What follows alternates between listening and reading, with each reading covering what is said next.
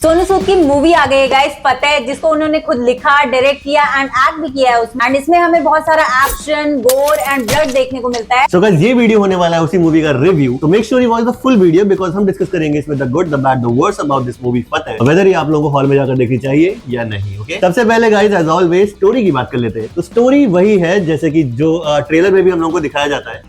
There's a person called Fateh Singh जो कि सोनू सूद का कैरेक्टर है and he used to work in an unknown unnamed agency जो कि assassins के अराउंड काम करती थी। तो he was basically an assassin जो कि अलग अलग दुनिया में जाके अलग अलग लोगों को मार के वो सब चीजें करते थे। बट फॉर सम रीजन वो एजेंसी बंद हो जाती है। वो हम लोगों को दिखाया नहीं गया मूवी की रीजन क्या था उसके लिए, but that just completely shuts down और फतेह सिंह आ जाता है वापस अपने गाँव में फार्मिंग वगैरह करने, उसका सुपरवाइजर बन जाता है and he just leaves his past all behind. But वहां पर एंट्री होती है फिर एक लड़की की जिसका नाम है आई थिंक निम्रत, जो कि मोबाइल शॉप में काम करती है उसी गांव में, उसी पिंड में। तो सोनू सूद का उसका कनेक्शन ऐसे बिल्ड होता है कि he is like a brother and sister वाला बॉन्ड, कि वो उस पर ट्रस्ट करती है कि कोई प्रॉब्लम आएगी तो you can come and tell me, और वो चाहती भी उनको बताना। पर उसका कनेक्शन जो है वो किसी तरह मूवी में स्टोरी जब आगे बढ़ती है तो हमें देखने को मिलता है वो हो रहा है साइबर क्राइम या जो एक स्कैम वाली दुनिया है उनके माफिया से भाई साहब, and the girl gets lost. तो यही जो मेजर ऑब्जेक्टिव है, यही गोल होता है इस पूरी मूवी में फतेह का, कि ही गोज आउट इन मतलब अपने पिंड को छोड़ के आगे जाता है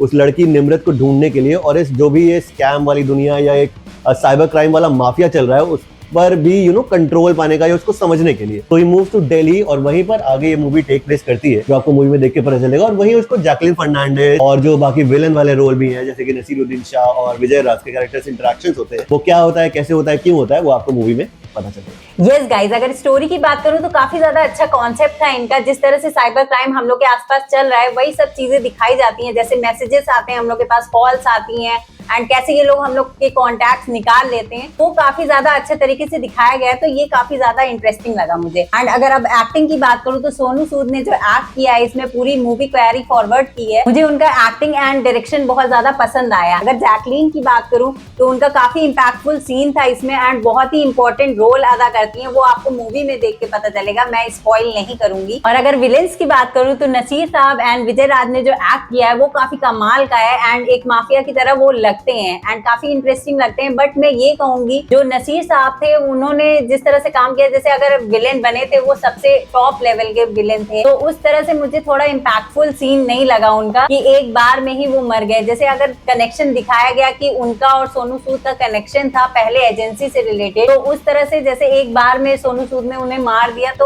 उस टाइप का नहीं लगा कि अगर वो भी उस एजेंसी में थे तो कुछ तो एक्शन सीन दिखाते, तो मुझे लगता है मूवी और ज्यादा इंटरेस्टिंग लगती। बिल्कुल गाइस, मतलब वो लोग और ज्यादा लेयर्ड होके दिखा सकते थे and that's also one thing that's negative about this movie. ये लेयर्ड बनने की कोशिश तो करती है मूवी बट उतनी ज्यादा लेयर्ड फॉर्म नहीं कर पाती। मतलब देयर्स ट्रेलर से ही और टीजर से भी हम लोगों को ये बिल्कुल बताया गया था सामने कि नसीरुद्दीन शाह का जो कैरेक्टर है वो सोनू सूद के कैरेक्टर से कहीं ना कहीं मतलब they are all connected with that agency thing, जैसा किसने कहा। बट उसका जो इम्पैक्ट होना चाहिए कि तुम कनेक्टेड हो, तो वो वाला सीन कहीं रहता नहीं है। मतलब सोनू सूद तो जानता भी नहीं भाई ये कौन है, ऐसा होता कि तुम उनके अंडर होते वो, या ही इज दिस कनेक्शन, जो कि हम लोग कई मूवी तो देख चुके हैं। बट इसमें भी होता अगर वो, तो वो और ज्यादा एक और अच्छी लेयर फॉर्म कर सकता था एंड मे बी देन जो एक्शन हो रहा है उसको भी थोड़ा सा जस्टिफिकेशन मिल जाता। और अगर मैं आपसे ओवरऑल बात करूं पूरी फिल्म में जैसा एक्शन दिखाया गया है, तो ट्रेलर में it look much better guys, ऐसा मुझे लग रहा है। बिकॉज मूवी में जिस तरह से वो आया, और मुझे लगता है कि अगर आपने मार्को या किल जैसी मूवीज नहीं देखी और then you go and watch Fateh, तब मे बी आप लोग ज्यादा इम्पैक्ट फील कर पाओगे इस एक्शन का। But because our brains are made that way, हम लोग किल और ऐसी कई मूवीज देख चुके हैं पहले भी, तो उनसे कंपैरिजन कहीं ना कहीं किसी ना किसी पॉइंट पर हो भी जाता है ना चाहते हुए भी। एंड व्हेन दैट हैपेंस तो फतेह कहीं ना कहीं शॉट डाउन फील कराती है गाइस। वो बस भाई आ रहा है, कमरे में लॉक कर रहा है उसको और धाए सबको मारता चला जा रहा है। मतलब there is no connection, there is no nothing like that, तो वो फील नहीं होता। तो एक्शन भी इतना ज्यादा impactful नहीं होता। You cannot just sell a movie with just action जिसका कोई रिस्पॉन्स या कुछ ऐसा है ही नहीं। I agree guys, मैं ये कहूंगी कि हाँ, जैसे ट्रेलर में देखा था तो मैं मार्को से ही कनेक्ट कर रही थी उसे एंड उस लेवल का मुझे नहीं फील हुआ। बट मैं ये कहूंगी कि उनके गन सीन्स काफी ज्यादा अच्छे थे। वो जिस तरह से दिखाए गए एकदम गेम वाली फील आ रही थी मुझे, तो क्योंकि ये गेम खेलता है तो मैं उस चीज से कनेक्ट कर पा रही थी। बट मैं ये कहूंगी कि हाँ, जहाँ पे हाथापाई की बात आ रही थी तो वो उतना अच्छा नहीं कर पा रहे थे। एंड अगर अब बात करूँ ओवरऑल मूवी की, की तो फुल ऑन डायलॉग बाजी, तो बहुत ज्यादा वन लाइनर्स काफी ज्यादा अच्छे सोनू सूद मारते हैं। एंड आपको ये मूवी हॉल में जाके आप देख सकते हैं, वन टाइम वॉचेबल मूवी है ये। जी गाइस, मैं भी ये कहूंगा it's a one time watch movie, मतलब इंटरेस्टिंग कॉन्सेप्ट पर है और स्टोरी वाइज भी अच्छा काम है। मैं ये कहूंगा एज अ डायरेक्टर मतलब सोनू सूद का पहला काम है ये, और उन्होंने लिखा भी है ये अपने थोड़े से रियल लाइफ इवेंट्स पर बेस करके, तो वो फील होता है, आपको दिखता भी है। बट मुझे लगता है अगर थोड़ी सी लेयर जो बनाई आपने तो ज्यादा हमसे भी कनेक्ट होती ना, तब ज्यादा फील होता।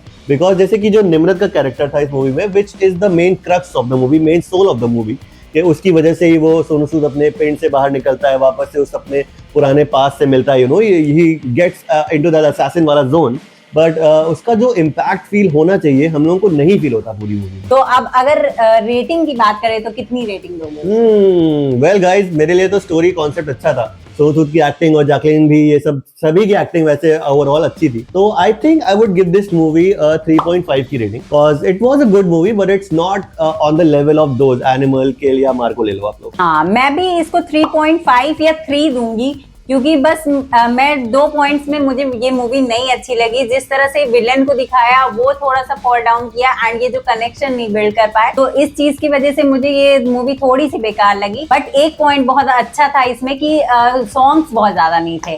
सॉन्ग एक लास्ट में आता है एंड पूरी मूवी में कोई सॉन्ग नहीं है, तो आप कनेक्टेड रहते हो मूवी से, जो भी सीन चल रहे तो उससे कनेक्टेड फील करते हो। जी गाइस, मतलब बैकग्राउंड म्यूजिक काफी इंटरेस्टिंग है इस मूवी का, देयर इज नो सॉन्ग जिससे आपको एकदम डिस्कनेक्ट फील हो जाए, तो वो काफी अच्छी चीज है। और कई सीन्स भी अगर मैं कहूँ, कई लोग भी ऐसे बातें कर रहे थे, जॉन विक वाइब आ रही थी टीजर से ही, तो वो गाइस कई सीन्स तो ऐसे हैं which are right in front of your face कि भाई हाँ ये जॉन विक से ही हमने इंस्पायर किया है। तो मैं ये नहीं कहूंगा कि कॉपी किया है, it's just an inspiration, because इतना ज्यादा सामने से आप नहीं दिखा सकते, कई सीन में आपको भी फील होगा कि ये तो अपन ने देख रखा है पहले। तो सोनू सूद ने काफी अच्छी चीज की है, so we'll be waiting for more of his written stories and direction in the future. और रियल लाइफ हीरो तो भाई वो है ही, तो मैं कहूंगा सबको सपोर्ट करना चाहिए इस मूवी को। बट अगर हम कहें कि ये इस साल की अब तक की सबसे बेस्ट मूवी निकल के आई है, तो वो नहीं है। बट विल स्टिल से कि भाई तुम लोग देखो और अपना ओपिनियन हम लोगों को कमेंट्स में जरूर बताइएगा, एंड लाइक करिएगा वीडियो को, सब्सक्राइब करिएगा। हम मिलते हैं नेक्स्ट वीडियो में। Bye bye guys, keep rocking.